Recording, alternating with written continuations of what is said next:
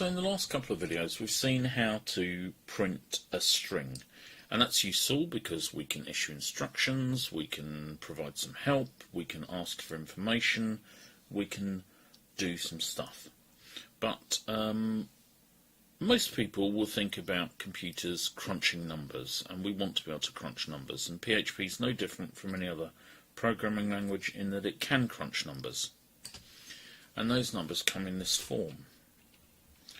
What we're going to do is we're going to say let's get some output. Let's type into the correct window in order to do that.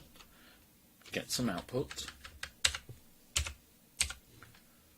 PHP doesn't really care whether it starts with a capital or not, but some things do.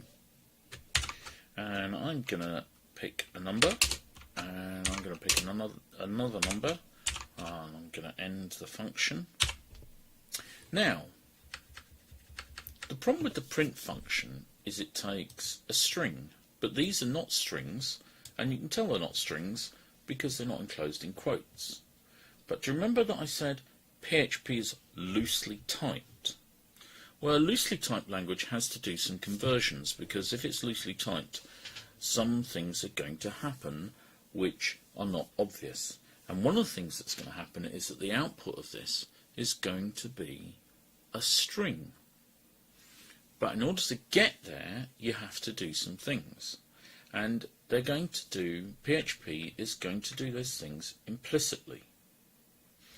It's going to take the integer, 3 is an integer, so integers are just whole numbers in case you haven't heard the word before, but most people should be familiar with it these days. It's going to take the integer 3 and it's going to add it to the integer 4, and then it's going to put out a string, and we should get a 7. So if we... Okay, so what did I do here? So it's still loading the previous program. It's still loading the previous program because look, this is red. I didn't save the program. So this is going to happen to you a lot. It's a good thing that this has happened, because you need to get used to the idea that every time you change a program, you need to save it. So I've saved it. It's turned blue. This has turned grey. I can go back. I go up. There we go. And I get a 7, which is what we were expecting.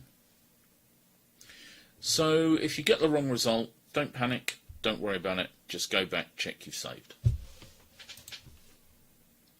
So what happened here? Let's reinforce this. This is an integer. This is a plus symbol which says do this. This is a 4.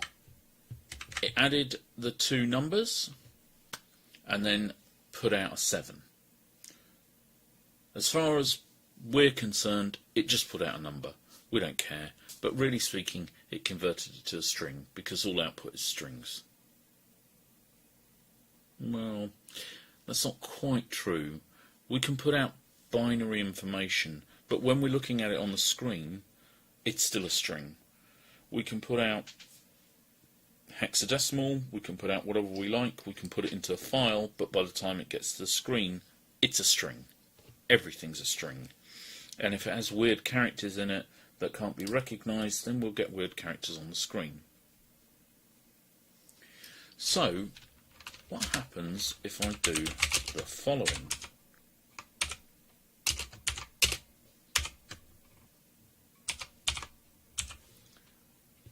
Can you guess? If you guessed this, look, I saved the file this time. If you guess this,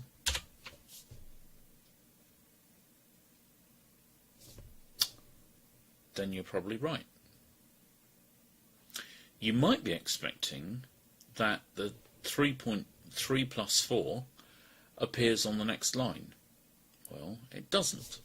And the reason is that we need a new line character. And a new line character in PHP is an \n, and this is called an escape character. And when you type a backslash, it should be next to your Z key. When you type a Z character, I'm on Windows by the way, so everything I talk about is Windows. When you type it, it says, okay, the next character is going to be interpreted as a different kind of character. So now I'm going to save this, and we're going to run it again, and we're going to get 7, which is 3 plus 4, and then we're going to get the output a new line. We get a new line, and then we're going to get the output 3 plus 4. The string 3 plus 4. Because we defined the second 3 plus 4 as a string, it's put out as a string. It's put out verbatim. Okay, that's my 5 minutes. Let's move on to the next thing.